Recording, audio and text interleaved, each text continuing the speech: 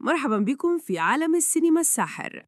أنا هشام، ومعاكم في قناتكم فيلم توكليك، المكان اللي بنغوص فيه في أعماق صناعة الأفلام ونكشف أسرار الإخراج اللي بتخلي الشاشة تنبض بالحياة.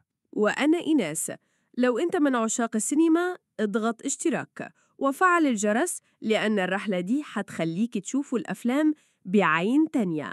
في فيلم اتعرض واتنسى، بس لسه في أسرار محدش فكها. مشهد عدى قدام عينينا في ثواني، بس كان شايل مفتاح لكل حاجة. هنفتح الأبواب المقفولة ونكشف الستار عن حكايات ما اتحكتش. كل مشهد فيه حكاية، كل لقطة فيها معنى، وإحنا هنغوص في عقل المخرج ونفك الشفرة اللي محدش شافها.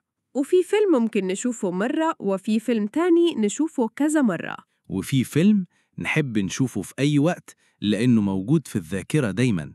الفيلم عبارة عن فكرة يكتبها المؤلف ومشهد يخرجه المخرج علشان المشاهد يبقى فاكرها دايماً.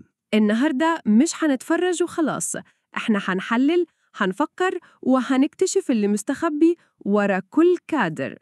لو عندك فيلم عاوزه، اكتب اسمه في التعليقات وإحنا هنجيبهولك ونحكيه بأسلوبنا. ما تنساش تعمل لايك واشتراك وفعل الجرس علشان توصلك كل حلقة أول بأول. فيلم توكليك، لما الحكاية تبقى أعمق من الصورة. فيلم توكليك، لما الحكاية تبقى أعمق من الصور.